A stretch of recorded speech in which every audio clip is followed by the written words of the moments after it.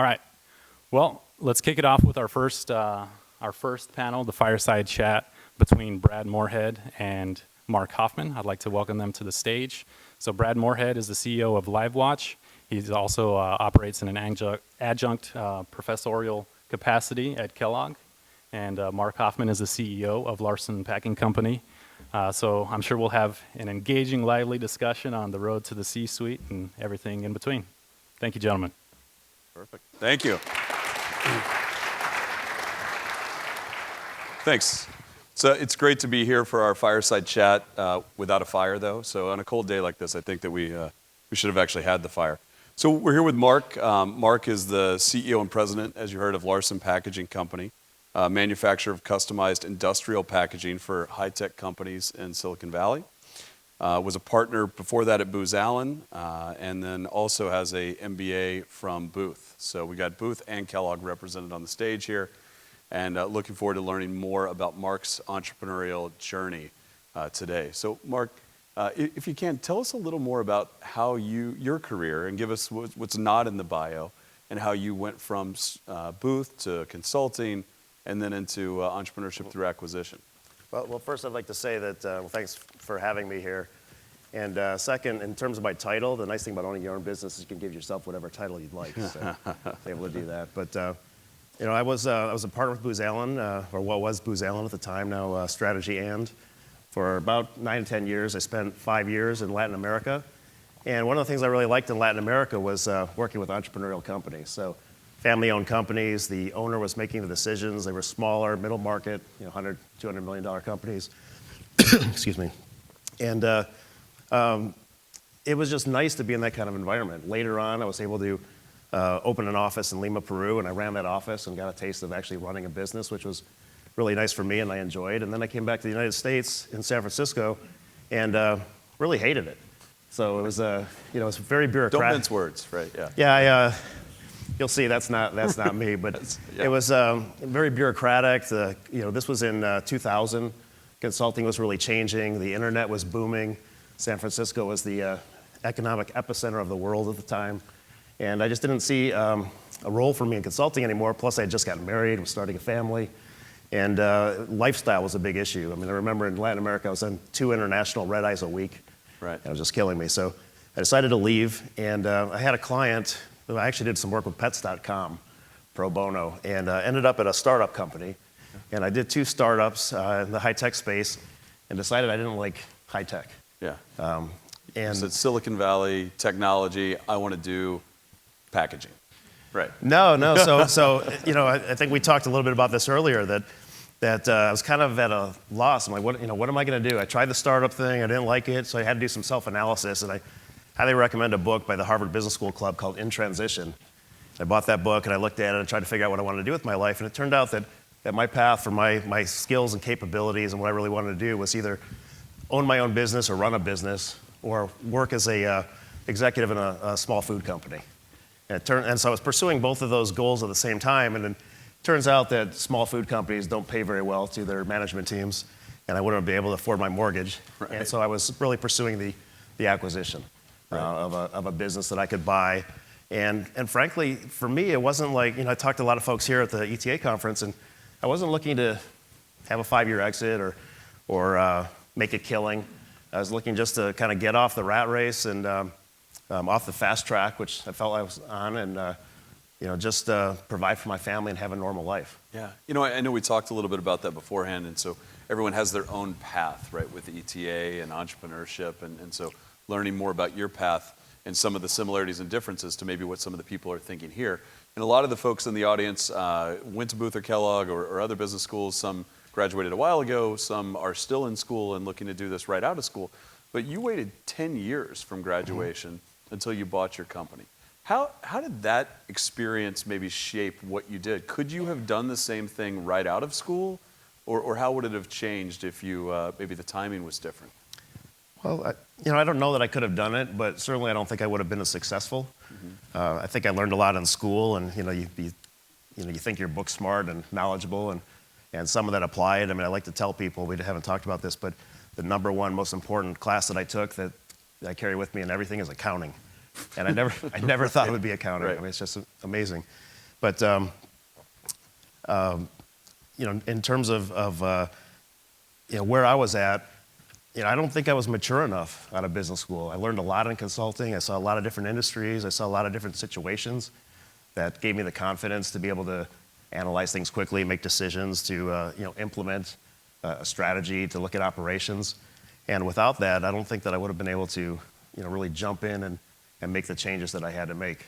Yeah. And even so, even with that experience, as a consultant, I think the people that sold me the business, thought that I wouldn't be able to run it, and they were really skeptical about that. And to some degree, they were true. I mean, there were a lot of surprises and things that I wasn't ready for.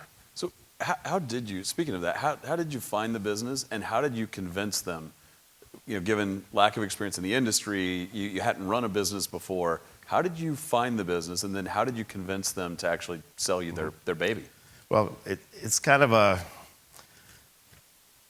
convoluted story, but I was looking for businesses online, and this is year 2000, so online wasn't very... You dialed in with AOL? Yeah, it wasn't very significant at the time. My wife still has an AOL.com Right. email address. It's kind of embarrassing. But I was looking at bulletin board type stuff, looking for a business to buy. I think it was like bizben.net or something like that. And I had just moved up to the United States from Peru, and a lot of my stuff came in wooden crates. And I saw a business that said, custom wooden crate manufacturer, $5 million gross, $1 million net. And I thought, I'd like to make $1 million. That sounds pretty good. And so I contacted the broker, and he said, that's too big a business. You're not going to be able to buy it as an individual. And I didn't understand why. And I said, well, let's talk about it anyway. And finally we had a conversation, and he said that wasn't going to work. But he met with me, and then, of course, he offered his acquisition search services. So he seemed like a good guy. So it was a $5,000 fixed fee. Paid that. He walked through some questionnaires, and we started looking for a business. And it turns out that $5 million, $1 million net business that was crating was really a custom pallet manufacturing company. And I wanted to do low-tech manufacturing. We decided that I liked wood. And it turned out that sales were declining, and it turned into a turnaround situation. And that ended up being the business that I bought that he represented. And you ask, how did I convince them? I didn't really have to convince them because they wanted to sell. Right. So I think the main thing was negotiating the deal, and the broker was playing both sides. So, he had a pretty strong interest in making the deal happen. Right. So one thing you said, and you're kind of touching on this with the fact that it was a turnaround, right? And as we were talking, you said everyone in here, right, all of us are looking for a great deal, right? All of us want to buy that, but you had to go into a situation where, as you looked around, you realized, I'm not going to get a great deal, right? Everyone's looking for a great deal. We're all trying to get that. I'm going to have to settle in some areas or make some sacrifices in some areas. And I think what you said is, that every deal has some hair on it. So how did you decide that you were going to take on the risk associated with this deal? What's an acceptable level of risk? Because every deal has some hair on it. And how did you say, yeah, all right, I'll do a turnaround? Yeah, I mean, unfortunately, I didn't have a lot of deals to look at. So, So that was kind of it. I wanted to look at, I did look at some other businesses. I wanted to look at, again, low-tech manufacturing and wood. And I think the biggest thing was the main thing was deciding for me, for a lifestyle, I wanted to buy my own business. Yeah. And part of that, I didn't say this earlier, but I can't work for the man. Yeah. So I think that was a lot I had to get out of that. And, I like making decisions and being in charge and, without being oppressive. But that was something that I felt I had to do for, my personality. And it's actually kind of nice not having a boss and not having to worry about my career path anymore. Right. But, my wife at the time, this was 2 years, we were married 2 years, and she says, I said, what do you think? Should I get a job or look for look for a business? And she says, well, I think you should go for it with the business because, what's the worst that could happen? We could be poor. And I've been poor before. It's not that bad. Right. So, having a wife that's really supportive, I think was helpful in doing that. But, you just never know on the risk. You have to feel comfortable with it. I made, I think, the business school mistake of, taking everything I learned in corporate finance and having a discounted cash flow analysis and looking at scenarios and, having my spreadsheet, and it seemed like it worked, like it was going to make money. And then I later learned that's really not how you value business in the smaller, middle market. And it was tough for me because we had an LOI, it was accepted. So right in the middle of the negotiations and doing the buy-sell agreement, 9/11 happened. Wow. And my daughter was going to be born a month later. my first daughter. And we're looking at that, and my attorney started saying, well, hey, if you want, you can renegotiate. And it seemed like the sellers were kind of at their limit, but I didn't know what the business was going to do. And ultimately, it came down to I wasn't working at the time, and my personal capital was disappearing pretty quickly. And if I didn't do the deal soon, I'd run out of money. So it's either going to be like, do this deal now or get a job. Wow. And I felt like the business had enough solidity to it, and I felt like I could manage it and run it and ultimately turn it into something that would work for me. So it wasn't a very complicated risk analysis, but I just had to feel comfortable, like I can do this, and what's the worst that could happen? So you search for the business, you find it, you have buy-in from your support network, your spouse, you are negotiating the deal, there's other events, 9/11 and new kid being born, and then you buy it. Tell me about that first year. What was it like? Because for some, this will be the first time when they buy a business, will be the first time they were operating a business, that they are the CEO. What happened in that, the first day, the first 30 days, the first year? What was that like? Well, the first, it was fun and new, but then became stressful, and you have to kind of learn quickly and stick with things. So showed up, I had I think 30 to 90 days of training, from the sellers, the knowing laugh. Training, right. So there wasn't much they could train me on, and they seemed to they had their way of doing things, and so the nice thing was then you could immediately look at things and think, oh, I could do that better, or there's a better way. I mean, a lot of stuff they did was paperwork based, and I knew we could automate it or get a computer system, which we did, which required investments. But I quickly learned that the person they sold, who was the acting plant manager, because their other plant manager had passed away like the year before, and supposedly this guy was qualified, really wasn't qualified. Now it's too late. You realize that the reason that they had declining sales because they lost one customer that moved to Tennessee really was more endemic, that there were other customers that were disappearing, or was the whole support network for Hewlett-Packard. So not everything the seller told you was 100% true. Yeah, right. Yeah, I mean, we could do a show of hands on that, right? But it Yeah. is common. You have to inspect what you expect, and then when you get in, you always find something post-deal that's it wasn't quite what I was. Yeah, it's told. never. It's always worse than what you think. Yeah. I think. I mean, not in a bad way necessarily, but it's not what's being represented. Yeah. And there is this thing, in any deal, there's information asymmetry. I mean, the seller knows everything, and you can't possibly find out everything. You're not going to learn in 3 months what they have learned over 10 and years. even with due diligence, it's you can't get into all those details. You can't talk to all the customers. You can't dive into things. I mean, later on, I ended up threatening a lawsuit that I thought they perhaps didn't disclose a bunch of things, and we kind of settled on that. And so those things were a little difficult, but and that's where it comes back. They said, no, it wasn't that we didn't disclose it. It's that you don't know how to run a company, and you're brand new, and you're just a consultant and not a business school. Right. Now that may be true, but you still didn't disclose it, right? Yeah. Well, I don't know if it was that bad. So the first couple of years, tech downturn happened. I mean, of course, we've talked about this, that I had my spreadsheet showing rising sales, Right. but if the customers aren't there, they're not buying. It's kind of hard to comply with your revenue estimates. Yeah. So the tech downturn happened. The economy wasn't doing great in 2002-ish kind of thing, and I guess I didn't realize, I was naive, frankly, that the overall economy could affect our business so much, because I just figured, like, hey, we can be successful. As you think back on those early years, right, where you're getting surprised by this, the customers are different, you're dealing with the sellers, what's something that you would say, look, this is what I wish I knew then that I know now? Not specifically about the business, but more about your style, your leadership, because obviously you've been successful with this. What's something that you wish you knew when you first came in to run that business that you know now? Well, I think the two things maybe that are related. One is how important cash is. So I made an incredibly stupid decision, frankly, that when I did the deal, the bank also offered me a $200,000 line of credit. But I was getting tapped out, and there was, I think, $5,000 fees on that or something. I said, $5,000 fees? I've got money in the bank now. We capitalized the working capital sufficiently for the business, we thought. And so I actually turned it down. And then, of course, if a business is in decline, or even when you're growing, you need cash, which we discovered later too. And then not having that source of cash available at the time was, kind of a big mistake. So, really knowing how much cash you need is probably more than what you do, think you need.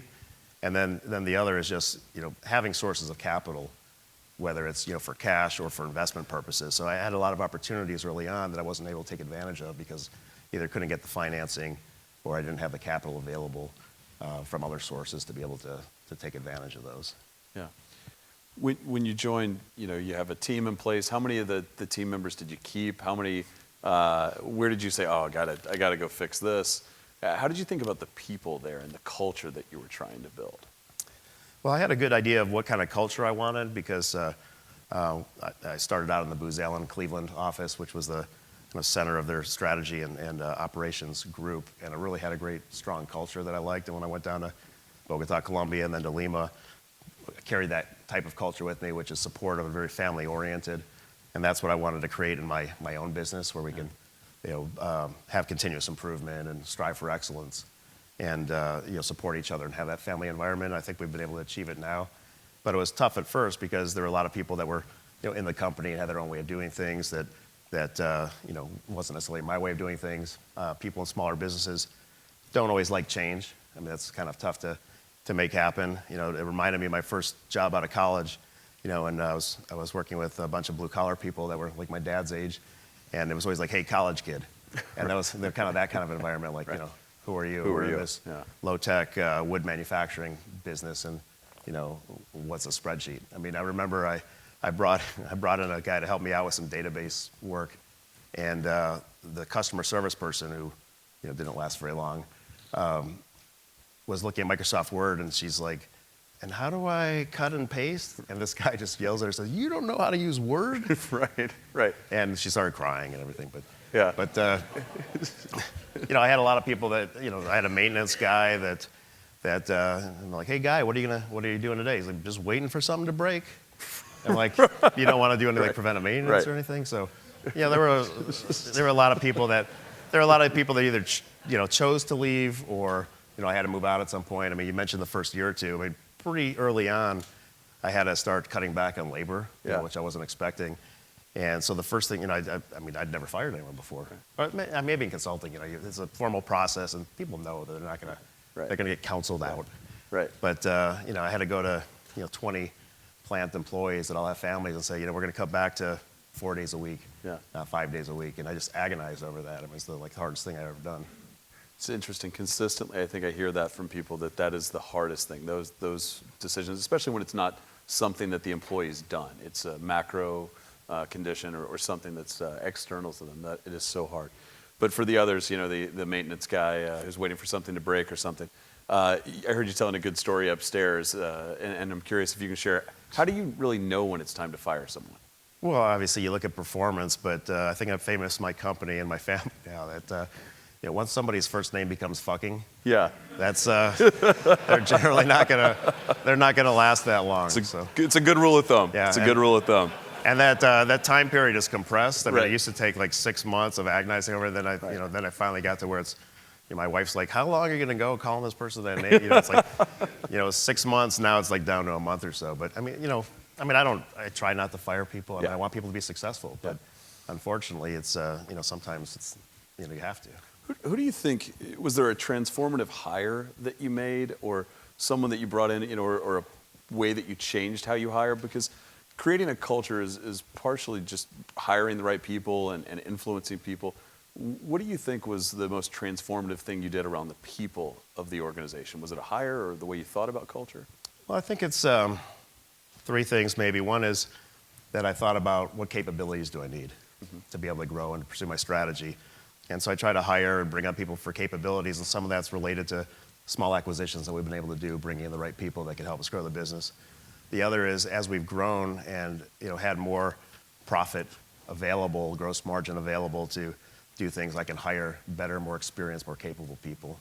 Or maybe it's 4 things, because the third would be, compensate and take care of the people that are doing well.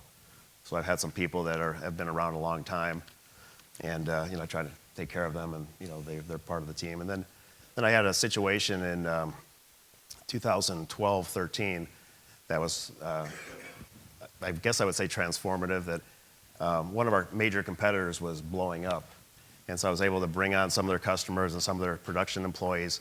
And there were some people. There was a design engineer, the person who was running it, and a customer service person that I ended up hiring. And I had this person started him out and had some internal issues about how people are going to get along, but ended up making him the COO. And he seemed like he could run it. I needed somebody in that position, and it turned out that he had his own agenda, and he was trying to basically sabotage the company. And then a couple months later, I ended up having to fire him shortly after his first name changed, and then he was doing some other stuff too. But then it was in October of 2013. I remember because I was going to go do some consulting on the side. And I was going to do like 3 trips, and I had to cancel them all because my company almost fell apart. That literally on Friday I had 4 people quit, and they went off and formed a competing company with somebody else who used to be in the industry, and that was one of my design engineers. And then the other design engineer who was allied with this other person that I had to terminate, he left Sunday at 3 a.m., came in, dropped his keys, and took his little portable refrigerator with him, and left too. And they formed another company that was competing with us. And I had no design engineers, and all these guys left, and it was getting around the industry a little bit. So canceled all my trips and really had to bear down. And that's where the employees come in. That there were 2 employees in particular. I hesitate to call them employees, really, partners. One of them actually, I ended up granting him, a piece of equity in the business. But, they toughed it out. They, stayed at 1 a.m., coming at 5, getting all the work done. And, essentially the 3 of us kind of got us through that period. We kept a lot of the customers. We were able to get things done. We were pretty creative in terms of how we can do things. And, that's been kind of the jumping off point for our growth since then. But the thing that I learned there is you really have to hire for culture fit. So I've interviewed people that are skilled, but they're just not going to fit, and you have to pass on them. And then the second thing is just the importance of loyalty in a small business. Wow. Yeah, I think the biggest mistakes I've made in hiring have been when I focus too much on the resume and not enough on fit. Mm-hmm. And you think about what a small business and that employee base, when you bring on one person to a 10-person company, right, you're bringing on 10%, 9% new people, right? You're bringing on a vast amount of difference in knowledge and culture, and that fit is so important. It'd be like if you were running a 1,000-person company and you had 100 people that didn't fit, right? That wouldn't work. Yeah, it's hard because in a small company, you don't have a accounting team or customer service team necessarily, or the purchasing team. You have the one purchasing person, right, the one customer service person, the right, one accounting person. And you get to where, nobody's perfect. Yeah. So you accept people for how they are, and you try and complement their strengths and weaknesses, and put the team together where they can all get along and support each other. And it'd be nice to have the super duper A+ player for every position. But one, I don't know that they exist, and second, I don't know that would work for us. And the loyalty is so important that we have really good people that care about the company, that do their job day in and day out. And that's all we can ask right now. And to that point, you had a great quote about sort of the size of businesses you were looking at. And it's different running a division of a large consulting company or running a larger business. And then you get into this size range where how many employees did you have when you started? About 25, 30, something like that. Right. And so now, how did you think about the size of a company? And I think you got some good advice from somebody about when you were looking at the different sizes of companies. Yeah, so I think I mentioned earlier that this $5 million business that was supposedly custom creating but was also not $5 million. Was when I was starting to look at it, it was more in like the $3 million range. That's how it could work, but it instantly shrank more down to like the $2 million range. And as we're struggling through some of that, I was talking to a private equity person at one point, and he said, it's much harder to run a $2 million company than a $20 million company. And that really stuck with me. As an individual trying to buy a deal, I have 94% of my company, and which is what I wanted to do. I wanted to have a company that I can run for a long time, and that and owning it, you could do some other things with it, obviously.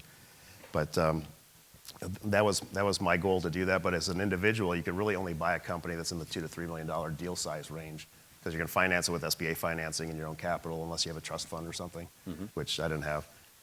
But hopefully my kids will have one someday.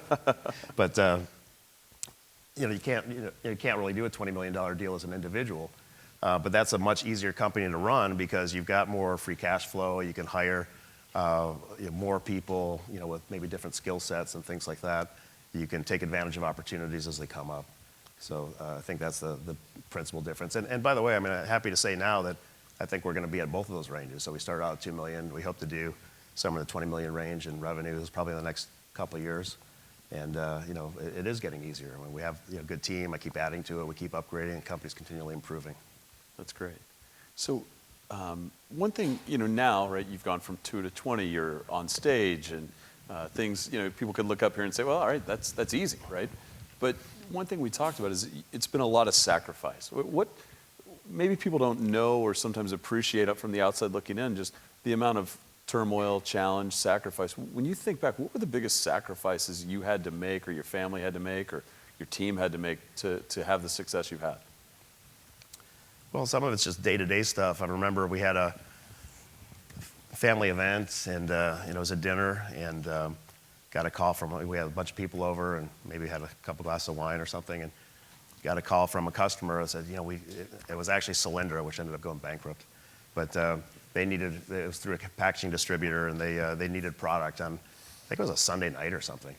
And there was no one around. I couldn't reach anyone. So then I had to personally go down, drive to the company, open it up, get on a forklift, load up somebody's truck. And, it'd be nice to be able to call somebody and say, hey, take care of it. Now I can, but take care of it. But, those are little sacrifices. We had, mentioned we struggled early on. Then 2009, what the economy did in 2009, that was tough for us. Just as we had improved in 2006, 2007, and we had a big major customer contract and made a lot of money. And then 2009, you have a downturn, it sucks all the cash out of your business.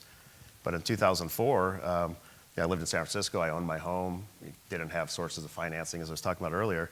And one of the things we had to do is we sold my home. I had some equity in it, and I put that equity into the company. At the time, I thought I'd never get it back. So it's just like, got to keep people working, again, don't want to look for a job again. And, it turned out to be a good investment that, I did get paid back, even though I didn't think I would. And now things are going a lot better. But, I think in this type of environment, you just never know what's going to happen. I mean, you could hit a home run, some people do, but more than likely, I think you see a lot of investors and private business owners really have to have a lot of grit. There's a lot of grinding, and I think that my situation or my experience is not atypical. That 10 years of really grinding it out, and then you can finally, it bears fruit for you. Right. It doesn't happen exactly like you have it in the spreadsheet. Yeah. By the way, one thing that somebody told me, I don't remember who, but it's always stuck with me that he said, most small business owners don't get wealthy from their small business. They get wealthy from using their small business to acquire the real estate it's on. Mm-hmm. And that always stuck with me, and that was something I tried to pursue that I was able to do as well. So you pay yourself your own rent, and it's a pretty sweet real estate deal. Yeah. And so you did the initial acquisition, went through the challenges of that, and you said, all right, I'm going to go back for more. And you've done 5 additional acquisitions on top of that. So how did you decide to do that with the additional acquisitions? Why did you need to do it when you were doing the sort of build versus buy decision associated with that? Why do 5 more add-ons? And what were the challenges with that? Yeah, well, we'd like to do more, and in addition, fortunately, we also have some partnerships. So we now have a partnership out in Telford, England. We have one out in China, and we had a partnership in Memphis, and now we're taking on direct. So that helps. But and just so you know, I think we did 5 or 7 LOIs that never went through. So we tried to do more deals, they didn't happen. But these smaller deals were just I talked to everybody because I knew that my business, we had a lot of operating leverage, we had overhead, we have a nice facility that could produce a lot of product, but we just needed to run more revenue or better still gross margin through it. And so if we could acquire customers and reduce smaller companies' overhead, that would be good for us. In addition, we wanted to acquire some production technology and some people too. So for example, like in 2004, we knew that we needed to get into crating. So I think I tried to acquire 3 crating companies at the time. They didn't work, so we ended up building ourselves. 2008, I was able to acquire a company that makes ETA cases. So, and most of these were situations where the seller was in trouble, so tax trouble or cash flow or something. So we were able to kind of bail them out. And again, I didn't have much capital, so I was able to finance it creatively and make it work, and they did. But it was either to get we wanted coherence. They were all related to our business or adjacent, and we wanted to acquire either the customers or some key people, which we were able to do as well, or some new capabilities. So you did the initial platform, you did the 5 add-ons, you said 5 to 7 other LOIs that you didn't consummate the transaction. How do you know? How do you get the seller to the table? How do you know when it's time to close the deal? How do you know they're a real seller, right? Because a lot of times you'll talk to a seller and they say, I'll sell for the right price. When do you see the sort of selling signals? You talk about buying signals when you're in sales and talking to customers. What are the selling signals you look for? What are the things you look for in a deal to know, all right, this thing can actually happen and I want it to happen, outside of the financials and things? Yeah, well, I think there are two things. Certainly, I've talked to some people, and, one guy in an adjacent company, and he's like, yeah, I'll sell $3 million. Give me $3 million. And I'm like, it's not worth that, and that's not going to happen. And another, same thing, $8 million. So most entrepreneurs have an inflated idea about what the worth of their business is, or just throw out a number that they like to get. So I think the first thing is if they're willing to talk to you and you can get beyond just the formalities. If you can get to an LOI stage, you start to talk about terms of a deal. Certainly there's some interest there, but in terms of being able to consummate it or close it, that's the tough one. I mean, I've even had some where they've been interested, but then just they're not sophisticated enough, or they don't have the information, or they just don't know how to do a deal, where it's like literally dragging them, having your attorney write everything up and then dragging them to the escrow company to sign the papers kind of thing. But I think the ones, in my case anyway, some of them had really no other alternative. Yeah. So if they didn't sell, it was going to be nothing. So something's better than nothing. The other ones where we had LOIs, it looked like, some of them we even got a little further along, and then just something blew it up. It becomes very emotional. I mean, in one case, we were going to actually do more of a merger with a company that would help us build this crating business, if you will. And we're going to keep their employees and keep the owners on. And he would have made a lot more money than what he actually did, which was selling out to a competitor a couple of years later in a much tougher position. One thing you told me as we were talking about this is your advice was don't chase a deal, right? So you're always sort of chasing a deal or trying to sell a seller on why they should transact with you. But what do you mean by don't chase a deal? Well, I think, I learned in my first deal that I did chase, because otherwise I'd have to get a job. Right. That, maybe I overpaid for that, and, that made the first couple of years a little more difficult for me. That was maybe not necessary. It was pretty naive. I think the other thing that, I mentioned my discounted cash flow analysis, and so I had, that actually probably caused me to overpay, because I'm like, oh, what's the right discount rate, and what should the beta be on this? And, right. and I had all my cash flows, all the value ends up being in the terminal value like usual. And, right. We've all been there. So, right. I was like, ooh, this is what the business is worth, so this is what I'm going to offer. But then you find out that the reality is the way these businesses get valued is, it's like, well, what's the seller's discretionary income, or what's the net cash flow that the buyer's going to have, and throw a multiple on it. And in my industry, it's usually 3 or 4, let's say. So it's a lot easier. Yeah. But once you start doing that and you look at businesses, first, it makes the risk easier too, because you're like, well, what's really the cash that I'm going to get out of this thing? And what am I willing to pay for it? Or are there other intangibles that might help me somewhere else? So I guess I'm not sure where to go with the question. Yeah, that's great. But it just makes it that much harder to try and figure out how to value it. And the not chasing it, I think, is that everybody thinks their business is worth more than it is. And if it's not worth that to you, there's just no reason to pay for it. Yeah. So we'll have maybe one more topic here, then we'll open it up to questions from the audience here. And so if you have questions, definitely be thinking about that and let us know. But one thing you mentioned is if you had read the search fund literature before buying your company, you never would have bought the company. And I kind of feel the same way about mine. Like all the search fund literature would say, Brad, LiveWatch is a terrible acquisition, don't do this. And you kind of said the same thing. What do you mean? Yeah, well, first I didn't know there was search fund literature until like a couple of years ago. Right. Just happened to be searching, found some of the Stanford stuff and some videos, and obviously that whole thing started because one guy hit it big. But they say, don't buy a manufacturing company. Get into business services. Make sure there's recurring revenue and you can identify the sources. And the same thing that private equity companies say, that you've got to have the real track record on revenue, and low capital intensity, and make sure it's easy to run and things like that. It's scalable. And none of those were true for my business, because I didn't think about that. I was going to mention earlier, and I didn't, that I'd like to say that I thought, you were asking about packaging, and I'd like to say that I thought strategically about what's a good market or what's a good industry or what's growing and all those things. And I, unfortunately, I didn't. I mean, here I am. I was an MBA from a pretty good school and a consultant, strategy consultant, and I like was totally non-strategic in what I did because I just knew that I wanted to do low-tech manufacturing and I liked wood. And, excuse me.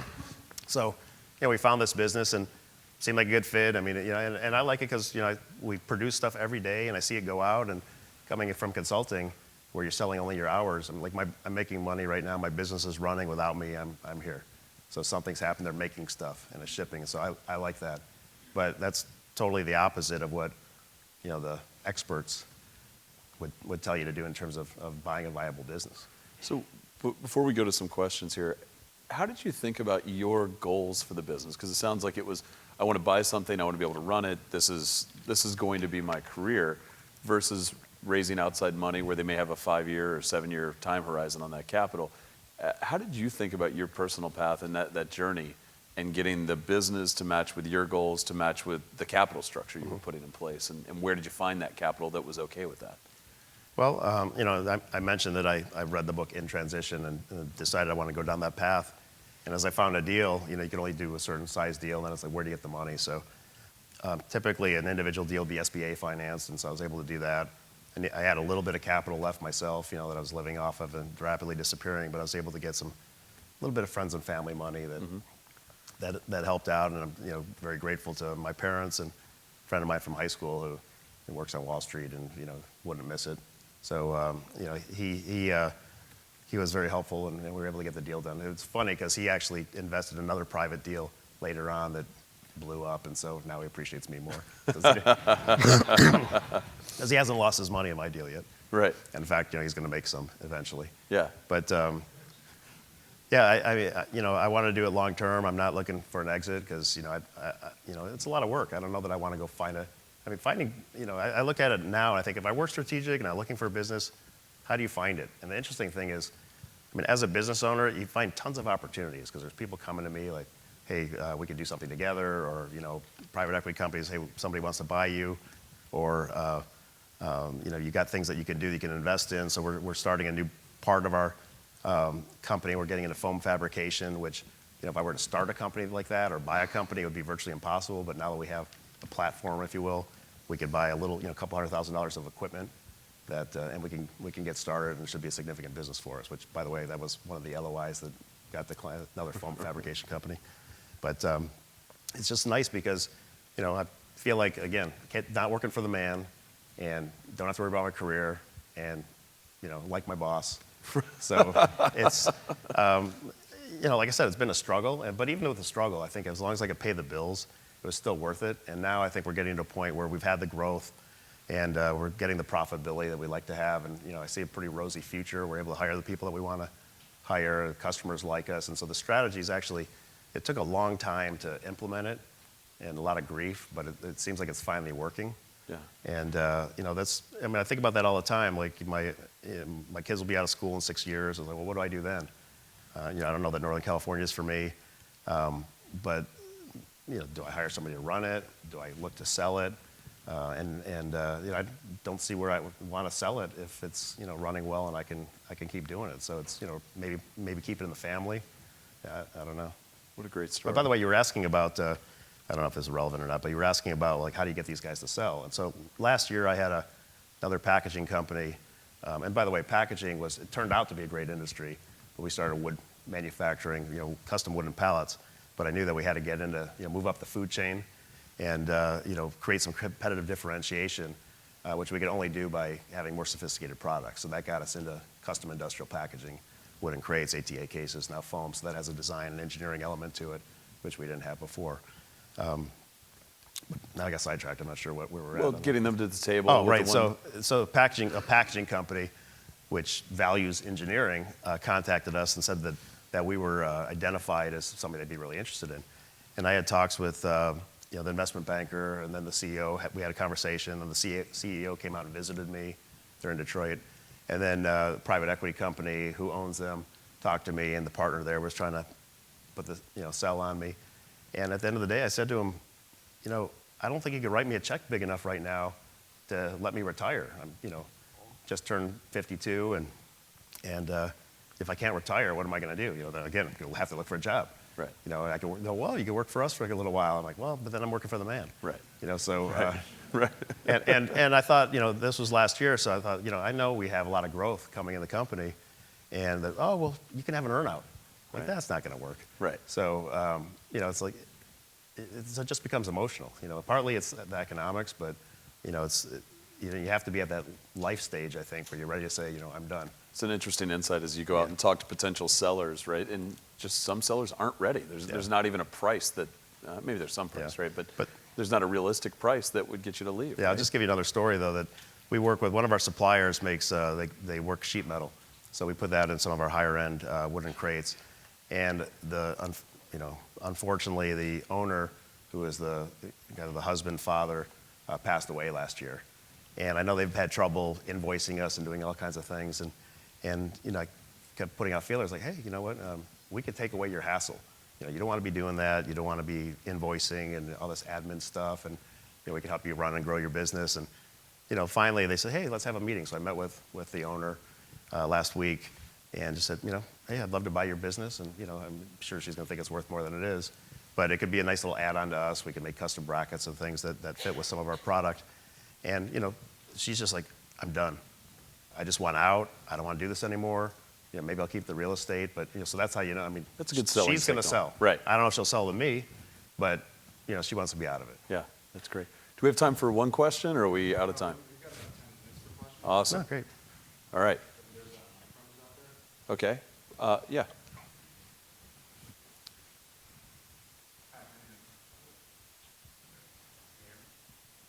I hear can. me? You can hear me? Yeah. Okay. My name is Bakari Pace. I feel a lot of kinship with you, Mark.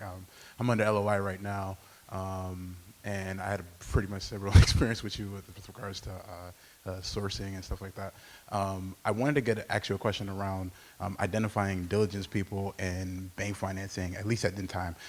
In the search fund community, it's pretty easy to identify people because it's a big community, but when you're starting out, you're by yourself. How were you able to identify your diligence people? How are you identifying your bank financing? So how did you identify your key players during diligence in terms of financing, attorneys, accountants, et cetera? That's exactly right. Okay. Yeah, I think that's something we haven't discussed. I think it's a good question. To me, the most important person on my team is my attorney. So I look for if you're a consultant, you're hanging out. You don't have your personal attorney. Maybe someone did my taxes, but actually it was through Booz Allen doing my taxes, so I didn't have the small business accounting firm. So I think first of all, it's important to have a small business oriented firm, not a big one. You don't want Skadden Arps as your attorney or Wilson Sonsini or one of those guys. So I had a recommendation. I found a guy who's small firm nearby, very focused on small businesses. They do a lot of construction work and things like that, and he's very practical. He's you interview him and he's like, I'm your advisor and I'm not going to overcharge you for things, and we're just going to get stuff done. And he turned out to be great. I had an accountant as well that was recommended, and I went with him. And it was a little bigger firm, but they weren't focused on kind of the real small business, and I ended up having to trade them out and now have somebody that really knows us a lot better. So I think it's important. And I waited last minute on that, unfortunately. I'm ready to do the deal. Oh, I think I need an attorney. So I think if you're looking, it's probably good to get that team together first. And I don't know to what degree you can actually create relationships with bankers. You certainly can with the salespeople, but you can't with the underwriters, and they're the ones that ultimately make the decision. But if you can, you have a relationship with a good banker that can help you, that's important. But I think the thing is to do some research. If you're looking at SBA or you're looking at these kinds of deals, who does a lot of them and who has an easy process to get it done. I'll just say that like mine was with a smaller regional bank, and our SBA deal at the time was the largest in the region. It was, I think, $1.3 million of SBA, and there's some other stuff on it. And it was a difficult deal to get done then. And the thing they kept asking me is like, we like the deal, we like you, even though you don't have any experience, but we wonder if we're just trying to catch a falling knife, or if this is really going to turn around. And ultimately, they did it. But if they didn't, I never would have gotten the deal done. And now I just find that, there's an old saying that bankers are always there when things are going well, and when you need them, they're not. Right. And it's really true. No matter how much they say they like you, and next year come talk to us. And like right now, I got a no-brainer real estate deal in Mississippi that we're doing that Wells Fargo's been looking at for like 8 weeks and still can't make a decision on a small loan. So I don't know how to fix that, but I think you just got to network around and find people. And I think Drew was talking about, there's some sort of small business bank that wants to maybe focus on ETA for SBA lending, and somehow if this community could create relationships with bankers that understand the deal and are willing to start financing those, and can understand the risk, because most bankers won't get it. Like, wait, show me your resume. What have you done before? And you're going to acquire this, and have you ever run that company in that industry before? Not really. It's a tough sell on the underwriters. Finding the right team in your due diligence, and even as you grow the company that's right-sized for the stage and volume of the company is so important. So yeah, in terms of diligence, by the way, I just did my own. I think I thought I knew how to do that. At the end of the day, they wouldn't let us do everything we wanted, so I could have had my accounting firm. They'll do it. It costs money. You have to decide what you want to spend money on, but the seller wouldn't let them go and contact all the customers or review everything in detail. And we might have caught some things, but at the end of the day, you have to decide whether that risk reduction is worth it or not. Yeah. Maybe one more question here. Yeah. I think we've actually got. Thanks for your time, Mark. I think you touched upon this, but I'm wondering if you can elaborate on your decision-making process, especially when you're trying to go up and down the chain in necessarily vertical integrations, or going into horizontal business but within the same ecosystem. Not necessarily from like a return on investment perspective, financial perspective, but in terms of whether can I use the time more than the capital to grow my core business versus going up and down. Thank you. So it sounded like the question was about vertical versus horizontal integration for acquisitions, and then to what degree you focus on your core versus other things. Yeah, so for me, Booz Allen had done a lot of studies early on in my career, and then more recently, where the value of first capabilities-based strategy and then also coherence. They also did a study way back when, which showed that even that the best performing companies, even in the worst industries, outperformed the average company in good industries. So I felt like I thought I was smart, could run it, and turned out not to be true at first, but that took away some of my risk on the business. But in terms of like acquisitions and looking at other things, I'm really trying to make sure it's coherent, so I wouldn't get something that's totally out of left field. And then it's the capabilities. So for us, we figured we're good at design engineering of industrial packaging. We want to focus on the end markets of industrial and commercial, not consumer-based stuff. And we want to be able to leverage our capabilities, which are really sourcing raw materials, cutting things, and nailing them or riveting them together. So that kind of stuff fit. And then like foam, for example, seems like it doesn't fit, but we were using a ton of foam in our crating for shock and vibration protection, for sensitive and valuable equipment. And then we started investing in equipment to improve our productivity. And then once we had that equipment, we're halfway there to actually being in that business. And we thought, well, that's also design oriented and manufacturing that we could do and fits in with it. There were some opportunities, so we did that. So I think for me, it's mainly like I like the horizontal, to get to other, increase our scope with other end user markets that are related and coherent. Vertical integration, just doesn't pay because, for us anyway, because a lot of those are commodities that we could buy.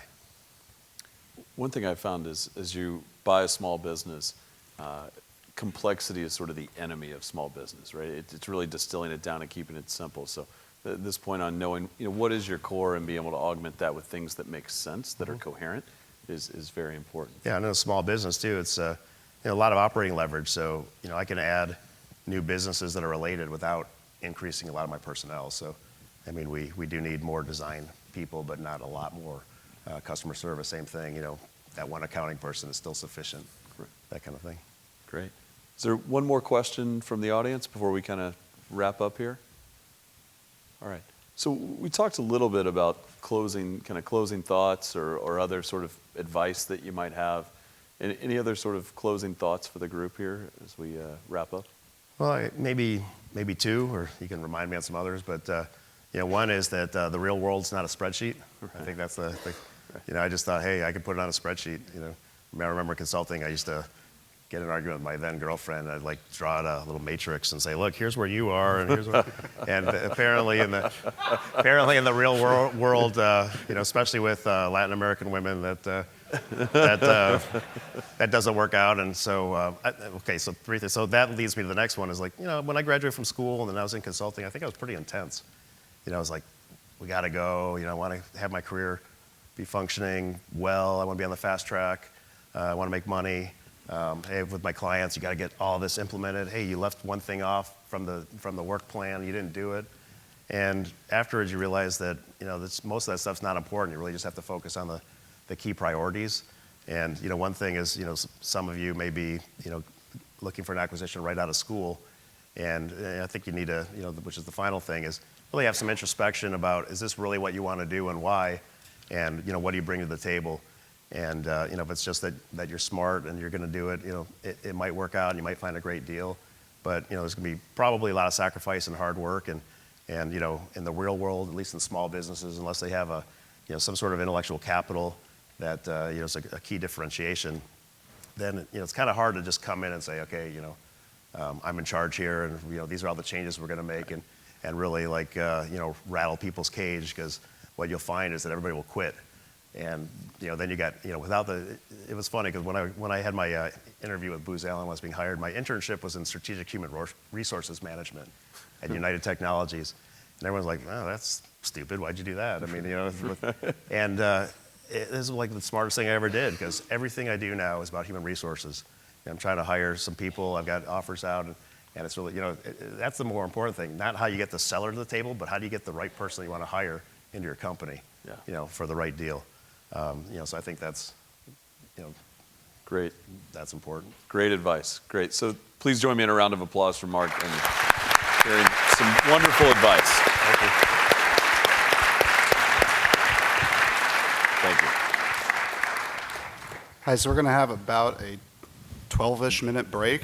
So please be back in your seats at 11 for the ETA Models Overview panel. And can I have our panelists for that panel meet in the back to get mic'd up about 5 minutes before? Thank you.